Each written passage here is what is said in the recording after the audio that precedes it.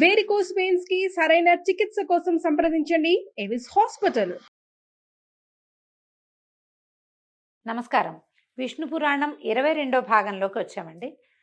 ఇంచుమించు మనం భాగవత కథాసుధలో వినేటువంటి కృష్ణగాథలనే ఇప్పుడు కూడా మనం వింటున్నాం. కృష్ణుని శైశవ గాథల్లో ఉన్నాం.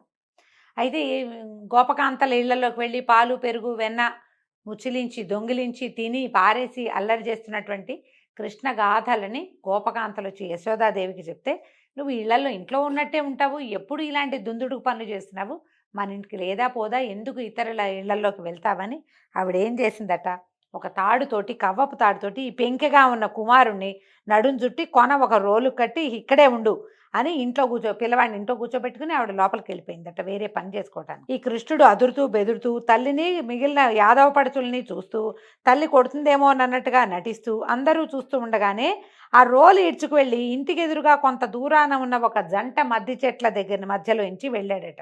ఆ ఈడవటం వల్ల ఈ రోలు ఒత్తుకుని ఆ రెండు మద్ది చెట్లు విరిగి పడిపోయాయి. ఆ పడటం పెద్ద మోత. ఆ మోత గొల్లపల్లెలో భీకరంగా ప్రతిధ్వనించింది. ఆ సమయంలో అక్కడ ఉన్నవారంతా వడివడిగా వచ్చి పడి ఉన్న చెట్లను రోలితోటి ఆడుకుంటున్న బాలకృష్ణుని చూసి ఆశ్చర్యపోయారు. అక్కడి నుంచి కొంతమంది పడుచులు బెరబెర వెళ్ళి, ఓయమ్మ యశోద, నీ గారాల కొడుకు చూడు ఏం చేశాడో, ఆ రోలు ఇడ్చుకుపోయి ఈ మధ్య చెట్లను రెండింటిని పడగొట్టేశాడు, వాటి మధ్య ముద్దు ముద్దు మాటలాడుతున్నాడు, ఇంతటి చిన్నపిల్లాడు ఇలాంటి పనులు చేయగలడా, నీ కొడుకు సామాన్యుడు కాదమ్మా, వీడేదో రాక్షసుడు అని అరిచి చెప్పేసరికల్లా ఆమె పరిగెత్తుకుంటూ వచ్చిందట. సంభ్రమాశ్చర్యాలతోటి తెల్లబోయి పరిగెత్తుకుంటూ వచ్చి చూస్తే ఈ రోలుకి నడువుకి రోలు కట్టుంది తాడు, ఆ తాడుతోటే ఆడుకుంటున్నాడు పిల్లాడు. కానీ పక్కల రెండు పెద్ద పెద్ద మద్ది చెట్లు పడి ఉండటం కనపడింది. తెల్లబోయి, అమ్మ బాబోయ్, ఇంకా కొంచెం ఏదైనా సమస్య వచ్చేదని భావించి పిల్లాడికి దిష్టి తీసి ఆనంద బాష్పాలతోటి అభిషేకం చేసిందట. దామం ఉదరబంధంగా కలవాడయ్యాడు కాబట్టి కృష్ణునికి అదొక పేరుగా మారింది. దామోదర లీల అని చెప్తారు దీన్ని. ఈ దామోదర లీలతోటి ఈ దశలో ఈ గొల్లలంతా భయపడ్డారట, యాదవులంతా.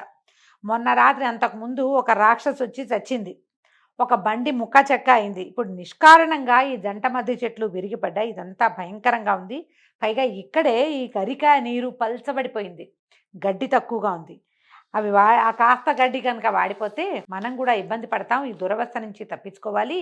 ఎలాగూ మనకి ఇంతకుముందు బృందావనం వెళ్ళమని చెప్పాడు వసుదేవుడు, ఇక్కడి నుంచి వెళ్ళిపోండి అని ఆలోచిస్తున్నారు వీళ్ళు ఎక్కడికి వెళ్ళాలి అని. ఇక్కడి నుంచి ఈ దురవస్థ నుంచి తప్పించుకోవాలంటే మనకి బృందావనమే మంచిదని ఆ రాత్రి గడిపి వేకువజామునే లేచి పాలకుండలు గిన్నెలు నేతి బుంగలతోటి కావళ్ళు నింపి లేగలతోటి ఆలమందల్ని అల్లనల్లనా నడిపిస్తూ ఆటలాడుతూ పాటలు పాడుతూ నడక సాగించి మొత్తం ఈ బృందావనంలో ఇక్కడ రేపల్లిలో ఉన్న జనం అంతా కూడా ఈ గోపాలక సంస్థ మొత్తం అందరూ కలిసి గుంపంతా వెళ్ళిపోయారు. యమునకి దగ్గరగా నివాసాలు ఏర్పరచుకున్నారు. అలాగే గోశాలలు నిర్మించారు. పచ్చటి గరిక హెచ్చుగా ఉన్న చోట ఆవుల్ని మేపుతూ యమునలో నీళ్లు తాగిస్తూ శాలల్లో కట్టి పచ్చగడ్డి వేస్తూ కాపాడుకుంటారు. ముచ్చటగా ఆడుతూ పాడుతూ పసిబిడ్డలతోటి ఆ లేగదూడలతోటి ఆనందంగా గడుపుతున్నారు. రామకృష్ణులు ఇద్దరు గొల్లపిల్లలతో కలిసి గోవులను దూడలను కాస్తూ ఉండేవాళ్ళు. రకరకాల ఆటలతో పాటలతో బంతులాటలతోటి బృందావనంలో ఆనందంగా ఉండేవారు. అలా ఉండగా వర్షాకాలం వచ్చిందట. ఆ కాలంలో యమున ఉవ్వెత్తున పొంగసాగింది. ప్రకృతి ప్రశాంతంగా ఉంది. క్రమంగా వాన వెలిసింది. ఒకనాడు కృష్ణుడు బలభద్రుని మిగిలిన పిల్లలను ఆవుల వెంట పంపి తాను బాలుడితో యమున గట్టుకు చేరి అక్కడ కడిమి చెట్ల నీడలో విహరిస్తూ ఉన్నాడు. కొంచెం దూరంలో యమునలో నుంచి మంటలు విషపు గాలి పైకి రావటం చూశాడు. ఆ మడుగులో కాళీయుడు అనే విషసర్పరాజు, వాడి ఆర్భాటం అదంతా అతి విషం కలిగిన సర్పరాజులందరికీ విషం ఉండదట. వాళ్ళు ఈ విషాన్ని జనాల్లో ఎక్కువ జనసమూహం ఉన్న చోట విడవకుండా దాచిపెడతారు. కానీ ఏంటంటే నాదే లోకం కావాలి, నేనున్న ప్రదేశం అంతా నా సామ్రాజ్యమే కావాలని భావించే నాగులు మాత్రం ఇట్లా విషాన్ని గాలిలో విడిచిపెట్టడం వాటి లక్షణంగా ఉంటుంది. అయితే ఈ విషపు గాలి వల్ల ఆ ప్రాంతంలో ఉన్న చెట్లు తీగలు మాడి మసైపోయి బొగ్గైపోయి ఉన్నాయట. ఆ మడుగులో ఉన్న నీళ్లు తాగిన ప్రాణులు బతికుండటమే లేదు. అది గ్రహించాడు కృష్ణుడు. వీడిని ఎలాగైనా ఇక్కడి నుంచి పంపించాలనుకుని పక్కనున్న చెట్టెక్కి దాని కొమ్మ మీద నుంచి మడుగులోకి దూకి నీరుని కలత పెట్టడం ప్రారంభించాడు. ఆ ఎగసిన నీరు అగ్నిమంటల్ని రొప్పుతూ కింద మీద మంటల్ని వచ్చేస్తున్నాయట. నీళ్లు కొట్టిన వేగానికి మంట వస్తుందన్నమాట, కలత పుట్టించిందట. ఇదేమిటి నీరు కింద మీద అవుతోంది ఏదో చప్పుడు, ఎవడో నా ప్రదేశంలో నిప్పులు రువ్వుతున్నాడని కోపించి సేవకులతోటి కాంతలతోటి కాళీయుడు మీదకొచ్చాడట. తోకతో వీపు చుట్టి కాలు చేయి కదలకుండా బంధించి విషాగ్ని జ్వాలలు రుపుతూ కోరలతో కరుస్తూ బాలకృష్ణుణ్ణి పరిపరి విధాలుగా బాధించాడు. ఆ దశలో గట్టున చెట్టు కింద ఉన్నటువంటి గోపబాలురు భయపడి పరుగు పరుగున పోయి నందయశోదలకు శ్రీకృష్ణుని స్థితిని ఏడుస్తూ చెప్పారు. ఆ దుర్వార్త విన్నటువంటి యశోదానందులు ఉలికి బెంగబడి గబగబా యమునా తీరానికి వచ్చారు. వాళ్ళని అనుసరించి బలరాముడు, గోపబాలికలు, గొల్ల పెద్దలు ఆవురు బావురు మంటూ ప్రతివాళ్ళు ఈ మడుగులోకి ఎందుకు దిగాడు, పిల్లాడు ఏమైపోతాడోనన్న బాధతోటి పరిగెత్తుకుంటూ వచ్చారట. అక్కడ చూస్తే భయంకరమైన పాము పడగలతోటి చుట్టుకొని ఉన్న బాలకృష్ణుని చూసి చుట్టూతా ఉన్నవారంతా యశోదానందులు, తల్లులు, తండ్రి, బంధువులు, చుట్టాలు ఉన్నవాళ్ళంతా దుఃఖంతో ఏం చేయాలో తెలియక, సర్పాన్ని ఏం చేయాలో తెలీదు, దాని మీదకి ఏ రాయేసి కర్రేసి కొట్టినా అది పిల్లాడికి తగులుతుందేమో తెలీదు, ఏం చేయాలో తెలియక రోదిస్తూ నుంచున్నారట. బలభద్రుడు వాళ్ళని ఓదార్చలేక కృష్ణుడిని చూసి ఇట్లా అన్నాడట, నీ మహిమ తెలియలేక తల్లిదండ్రులు చుట్టాలు విలపిస్తున్నారు, చూడు ఎంతసేపు ఈ లీల కృష్ణ. భూలోకంలో ఉన్న దుష్టుల్ని సంహరించి ధర్మవర్తుల్ని సంరక్షించడానికి అవతరించినటువంటి ఆదినారాయణమూర్తివి ఇంక విజృంభించి ఈ పాము గర్వాన్ని అణిచి బయటికి రా, వీళ్ళు దుఃఖంతో ఏమైపోతారో అన్నమాట వినేసరికి అది చిన్ని తమ్ముడు చిరునవ్వుతో చూసి శరీరాన్ని పెంచాడట. ఆ పాము ఇట్లా బిగించి ఉంది కదా, దాని కట్లు ఇట్లా పెద్దవైపోయి సాగిపోయి పటపటామాని పేలిపోయినాయట. వెంటనే కృష్ణుడు కాళీయుని తలల మీదకి ఎగిరి కాళ్లతో చిత్ర విచిత్ర గతులతోటి నాట్యం చేయటం ప్రారంభించాడు. 2 చేతులతోటి 2 తలలు పట్టి నడిమి తలపై నిలిచి పాదఘటనలతో పగిలేటట్టుగా తంతున్నాడట. తల పగిలి నెత్తురు కారుతూ బలహీనుడైన కాళీయుడు ఒకంత వెలితిగా అయిపోయాడు.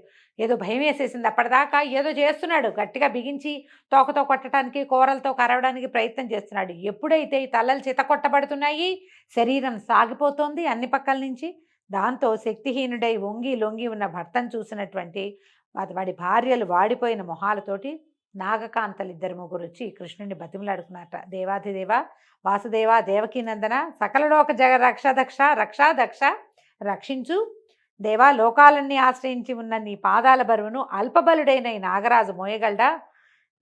నువ్వు గజరాజువి, మా భర్త దోమగా ఉన్నాడు, మా మనవి మన్నించు, వాడి తప్పు క్షమించు, మాకు పతిభిక్ష అనుగ్రహించు అని దీనస్వరంతో ప్రార్థించేసరికి కరుణించి కృష్ణుడు కాళీయుని తోకలు వదిలిపెట్టాడట.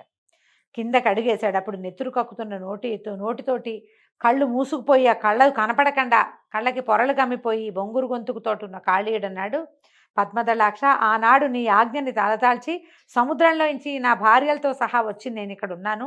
నా వల్ల కలిగిన తప్పేముంది? కాగా నా జాతి పాపజాతి, నువ్వు నన్ను నా జాతిలో పుట్టించావు, నా జాతిని ప్రవృత్తిని అనుసరించి కదా నేను ప్రవర్తించేది, నా తప్పేముంది? సరే ఏదో ఒకటి అయ్యింది, ఇప్పుడు నన్ను ఏం చేయమంటావో ఆజ్ఞాపించమంటే కాళీయుని మాటలకు కరుణించిన కృష్ణుడు, నువ్వు ఇంక ఇక్కడ ఉండద్దు, ఈ ప్రాంతం నుంచి నీ వాళ్ళందరినీ వెంబడబెట్టుకుని సముద్రానికే పో, నీ పడగ మీద నా పాద చిహ్నాలు చూసినటువంటి గరుడు నిన్ను బాధించడు అని అనగా కాళీయుడు తన వారందరినీ తనతో ఉంచుకుని మడుగులోంచి బయలువెడలి సముద్రానికి చేరి దాంట్లోకి ప్రవేశించాడట. తర్వాత కృష్ణుడు ఆ మడుగులోంచి గట్టు మీదకి రాగా గోపికలు గోపకులు పరమానందంతో కరతాళ ధ్వనులు చేస్తూ కౌగలించుకున్నారు. యశోదానందులు పిల్లవాడిని కావలించుకుని వాడి శిరస్సు మూర్కొని వీపు నిమిరి ముద్దులు పెట్టుకుంటూ ఆనందంగా సంతోషంగా పిల్లవాడిని ఎత్తుకుని గోకులంలోకి వెళ్ళిపోయారు. శ్రీకృష్ణుని సాహస కృత్యాన్ని ప్రస్తుతిస్తూ అందరూ గోకులంలోకి వెళ్ళారట. ఇలాగా రామకృష్ణులు గోపబాలుడితో కలిసి వింత వింత పనులతో వాళ్ళని వినోదింపజేస్తూ బాల్య చేష్టలతోటి ప్రవర్తిస్తూ గోపాలకురుగా ఉన్నారు.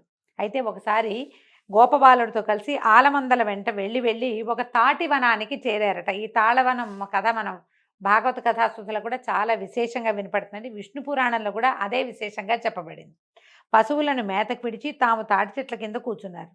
ఒకంతసేపటికి కొంతమంది పెద్ద పిల్లలు వచ్చారు. గోపబాలుర్లలో పెద్దవాళ్ళు వచ్చి, మనం ఇక్కడ ఉండద్దు, ఈ తాటి తోటలో ధేనుకుడు మొదలైన రాక్షసులు ఉన్నారని పెద్దవాళ్ళు చెప్తారు, ఇంకో చోటుకి పోదాము, ఈ తాటితోపులో వద్దు, ఇక్కడ ధేనుకాసురుడు ఉన్నాడట అనేసరిగా రామకృష్ణులు బెదరకండి, ఇక్కడ రాక్షసులు ఉంటే వాళ్ళని హతమార్చి ఈ తాటితోపులోకి అందరూ ప్రవేశించేలాగా చేద్దాం, ఎంత రుచికరమైన తాటిపళ్ళ వాసన వస్తుంది, మనని వీటి నుంచి చెడగొడితే ఎట్లా?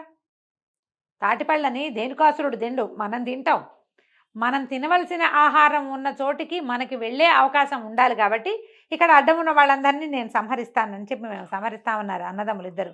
తోట లోపలికి వెళ్ళటం మొదలుపెట్టారట. వెళ్ళి నలుదిక్కులు మార్మోగేలాగా భీకరంగా అరవటం మొదలుపెట్టారు. ఆ ఘోష విన్న ధేనుక ప్రముఖులైన రాక్షసులు గాడిద రూపాలతోటి వచ్చి ఈ కృష్ణుడిని పలు విధాలుగా బాధించడం మొదలుపెట్టారట. అది చూసి బలరాముడు తన మీదకి వచ్చిన రాక్షసుల్ని పట్టి తాటి చెట్టుకి దాపు చేసి గిరగిరా తిప్పి కొడుతూ తుండేలుగా విరకొట్టేశాడట. ముక్కా చక్కా చేసేసాడు ఒక్కొక్క దాన్ని. అంతే ధేనుకుడు గాడిద రీపుతో వచ్చి కృష్ణుడిని ఎదిరించగా కృష్ణుడు వాడి కాళ్ళు పట్టుకుని గిరగిరా తిప్పి చెట్టుకేసి కొట్టి వాడి ప్రాణాలు తీశాడు. వాడి వెనక ఉన్నటువంటి రాక్షసులు బెదిరిపోయారు వాడి చావును చూసి. వెళ్ళిపోయి ప్రళంబాసురుడిని చేరి ఈ ధేనుకాసురుడు చనిపోయాడు అన్న మాట విషాద వార్తని వాళ్ళకి తెలియజేశాడు. ప్రళంబుడు అనుకున్నాడట, ఏదో ఒక ఉపాయంతో ఈ అన్నదమ్ములు తెల్లటివాడొకడు నల్లటివాడొకడు అన్నా తమ్ముడుగా కనపడుతున్నారు, వీళ్ళ సంగతి చూడాలి, ఎలాగైనా ఒక దెబ్బ కొట్టాలని ఆలోచిస్తున్నాడు. ఈ విధంగా ఆ తాటి తోటని రాక్షసుల బాధ నుంచి విముక్తి పొందించి మనుషులు పశువులు స్వేచ్ఛగా విహరించడానికి యోగ్యంగా చేశారట. ఆ తాళవనంలో ఆటపాటలతోటి తోటి గోపకులతోటి వాళ్ళతో సంతోషంగా ఉంటూ గోవుల్ని సంతోషపెడుతూ తాటి చెట్లకి తాటిపళ్ళు అందరి కోసం కిందకి విసురుతూ సంతోషంగా ఉన్నారట. అయితే ఒకనాడు ఈ ప్రళంబాసురుడు అనేవాడు ఒక గోపాల బాలుకుని రూపంలోకి వచ్చి ఈ గోపబాలుడితో కలిసి ఆటలాడుతూ ఈ బలరాముడిని ఒకళ్ళ మీద ఒకళ్ళు ఉప్పు ఎక్కించుకుంటారట. పిల్లల్ని ఉప్పు ఎక్కించుకుని పరిగెత్తటం అనమాట. ఈ బలరాముడిని భుజాల మీద ఎక్కించుకుని భయంకరమైన నిజ రూపంతో ఆకాశంలోకి ఎగిరిపోయాడట. ఎగిరేసరికల్లా ఎప్పుడైతే తనని ఎత్తుకున్నవాడు రాక్షసుడన్న గమనం వచ్చిందో ఈ బలభద్రుడు బరువు పెంచాడు. భూభారాన్ని మోయగలిగిన ఆదిశేషుణ్ణి ఎవరైనా మోయగలరా?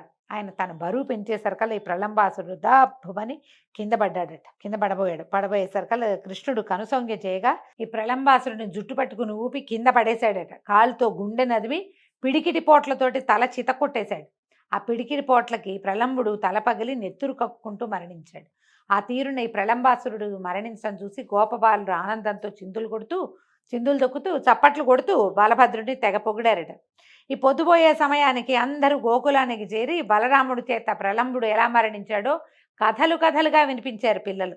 అది విన్నటువంటి పెద్దవాళ్ళంతా ఆశ్చర్యానంద పరవశులయ్యారు. ఈ విధంగా రామకృష్ణులు ఇద్దరు ఆశ్చర్యకరంగా అందరికీ ఆనందంగా ప్రవర్తిస్తూ ఉన్నారు. ఇలా ఉండగా కొంతకాలానికి శరత్కాలం వచ్చిందట. అప్పుడు నందాదులు ఇంద్రప్రీతిగా యాగం చేయాలని సంకల్పించి దానికి కావలసిన సామగ్రి అంతా సమకూర్చుకుంటుంటే కృష్ణుడు నందుడిని అడిగాడట, తండ్రి, ఏమి కోరిక ఇంద్రుని కూర్చి మీరేదో చెయ్యాలనుకుంటున్నారు, ఏ కోరికలతోటి అని ప్రశ్నించేసరికి నందుడు ఏమన్నాడంటే, ఇంద్రుని మాటపై మేఘాలు సమృద్ధిగా వాన కురుస్తాయి, దానివల్ల భూమి సస్య సమృద్ధితోటి రాణిస్తుంది, పంటలు సంతృప్తిగా ఉంటాయి, దానివల్ల ప్రజలంతా సుఖంగా జీవిస్తారు, దేవ సంతర్పణలు ఏ లోపము లేకుండా జరపాలి, దానివల్ల ఆవులు పచ్చటి గరికని కడుపు నిండా మేసి కడవల నిండా పాలిస్తాయి, ఏ విధంగా ఎలాంటి కొరత లేకుండా మన జీవితాలు గడుస్తాయి, కాబట్టి లోకోపకారకంగా ఏటేటా ఇంద్రోత్సవం చేస్తాను నాయన, నిరుడు కూడా చేశాను, నువ్వు ఇప్పుడు చిన్నపిల్లాడివి కాబట్టి నీకు తెలియలేదు అంటే ఈయన ఏమన్నాడు కృష్ణుడు, ఇంద్రుడికి కోపం వచ్చే ఒక మాట అన్నట్ట, అయ్యా దైవం నిర్ణయించిన ప్రకారం జీవితాలు గడుస్తాయి, కాగా వారికి ధర్మశాస్త్రం నిర్ణయించినట్టుగా నడవాలి, మనకి గోవుల్ని పెంచడం వాటి వల్ల బతకటమే ప్రధానం, ఆ విధంగా ప్రకృతికి సంబంధించి పర్వతాలే మనకి దైవాలు, ఇల్లు వాకిలి విడిచి పక్షుల్లాగా అడవుల్లో తిరుగుతూ బతికే మనకి పర్వతమే పరమదైవతం, కొండలు దుర్జనులను మృగరూపాలు ధరించి శిక్షిస్తాయి, సజ్జల్ని రక్షిస్తాయి, కాబట్టి పర్వతాలకి గోవులకి ప్రియంగా మనం యజ్ఞాలకి చేయటం మంచిది, ఇంద్రుడితో మనకేం పని, మన కొండ సురక్షితంగా ఉన్నంతకాలం మనకి ఏ సమస్య లేదు, మనం ఇంద్రుడికి ఏమీ చేయక్కర్లేదు, బ్రాహ్మణులు మంత్రాలు జపించాలి, కర్షకులు నాగల్ని పూజించాలి, గోపాలకులు గోవులని కొండలని పూజించాలి, అడవుల్లో నివసించే ఆలమందలను గోవర్ధన పర్వత ప్రాంతానికి తోలుకు వెళ్ళి ఆ పర్వతానికి ఉత్సవం చేసి బహువిధాలైన పూజలతో జాతర చేసి ఆగమ పద్ధతిని హోమం చేసి బ్రాహ్మణులకి పాయసము అప్పాలు కూరలు కలిపిన అన్నంపు విందు జరిపిద్దాం, వాళ్ళ భోజనం అయిన తర్వాత గంధ పుష్పాక్షాలతోటి అలంకరించిన ఆవులతోటి గిరి ప్రదక్షిణం చేస్తే మనకి మంచి జరుగుతుంది అని చెప్పేసరికల్లా ఈ వివరానికి సంతోషించినటువంటి నందుడు గోపాలకులందరికీ చెప్పాడు. సరే అందరూ ఒప్పుకున్నారు. కృష్ణుడు చెప్పిన విధంగా గోవర్ధన గిరికి సంబంధించిన యజ్ఞాన్ని నిర్విఘ్నంగా చేశారు. తర్వాత గోవులతో వృషభాలతో కలిసి ఆటలాడుతూ పాటలు పాడుతూ చప్పట్లు చరుస్తూ గిరి ప్రదక్షిణం చేశారట. అప్పుడు ఈయన ఏం చేశాడట కృష్ణుడు, ఆ కొండ శిఖరాన తన రూపం అందరికీ కనిపించేలాగా చేసి క్షేమంకరంగా ఫలితాలు ఇచ్చాడు. అందరితో కలిసి గోకులానికి కూడా వచ్చేసాడు. వీళ్ళ గోవర్ధనగిరి పూజ విధానం పూర్తయ్యాక ఇంద్రుడు నందుడు చేసిన అపరాధానికి కోపించి ప్రతిక్రియ చేయాలని సంకల్పం చేసి మేఘగణంలో సంవర్తక మేఘాన్ని రప్పించి వెళ్ళు, బృందావనం పక్కనున్న గోకులంలో అందరికీ అపాయకరంగా ఎడతెరిపి లేని రాళ్ల వానని కురిపించమని పంపించాడు. ఆ మేఘం తన గణంతో కదిలి గోకులంపై శిలావర్షం కురియటం ప్రారంభించింది. మెరుపులు, ఉరుములు, పిడుగులు దశ దిశలా వ్యాపించాయి. ఆ దాడికి గోకులం అవాచ్యమైన బాధకి గురికాగా కృష్ణుడు నందాదులకి ధైర్యం కలిగించి తనకు చేసే యజ్ఞం చేయలేదని ఇంద్రుడు చేసిన చెడ్డ పనిది, భయపడకండి అంటూ అందరూ పోయేలాగా ముచ్చటగా మాట్లాడుతూ గోవర్ధగిరిని అవలీలగా మీదకి ఎత్తి గొడుగులాగా పట్టుకున్నాడట. అదే ఎడమ చేతిలో అవలీలగా అనాయాసంగా ఎడమ తాటాకు గొడుగులాగా ఆ కొండ ఉండగా గోపాలకులు గోవులు కూడా దాని కింద ఏ చీకు చింత లేకుండా హాయిగా ఉన్నారు. ఆ విధంగా 7 దినాలు ఏకధారగా సంవర్తక మేఘం కురిసినటువంటి వడగళ్ల వాన ఏమీ చేయలేకపోవటం చూసి సిగ్గుపడ్డాడట ఇంద్రుడు. చింత కలిగిన మనసు కలిగిన వాడై మేఘాలని వెనక్కి తప్పించాడు. చూశాడు కృష్ణుడు మేఘాలు వెళ్ళిపోయినాయి వెనక్కి, వాన తగ్గిపోయిందని. అందరినీ బయటికి పంపించి కొండని మెల్లిమెల్లిగా మళ్ళీ కిందకి దింపేశాడట. ఇంద్రుడికి కృష్ణుని యొక్క ఈ క్రియ అర్థమైంది.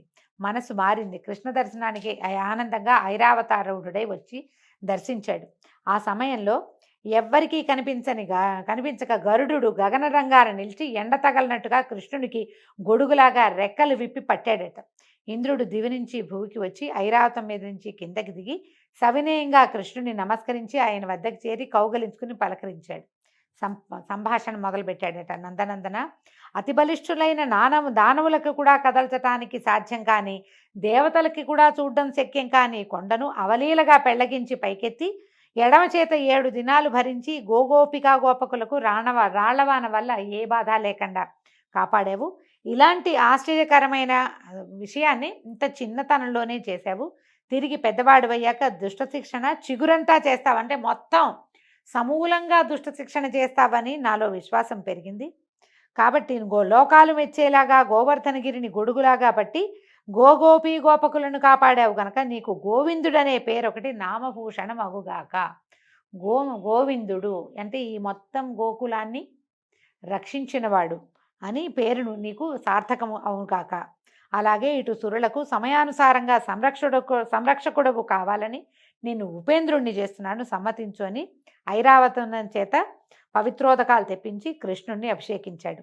ఆనాటి నుంచి కృష్ణుడు గోవిందుడుగా ఉపేంద్రుడుగాను ప్రసిద్ధ నామధేయుడయ్యాడట. ఆ సమయంలో గోవులు ముందుకొచ్చి కృష్ణునకు క్షీరాభిషేకం చేశాయి.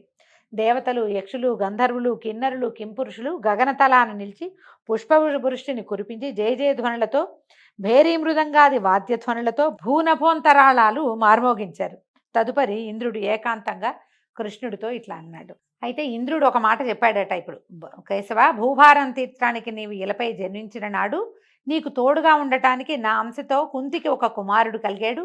అతడి పేరు అర్జునుడు. సమయానుసారంగా వాడికి యుద్ధాలలో ఎలాంటి ప్రమాదము రానిక కాపాడుతూ ఉండమని కోరుకున్నాడట. ఇంద్రుడి మాటలు విన్న కృష్ణుడు, మహేంద్ర, నేను ఎరుగుదును, అర్జునునకు నా చేయూత ఎప్పుడూ ఉంటుంది. అంతేకాదు పాండవులకు కౌరవులకు ఒక కలహం చెలరేగబోతోంది. అప్పుడు నేను పాండవ పక్షాన ఉండి కౌరవులను పాండవుల చేత నేల కూల్పిస్తాను.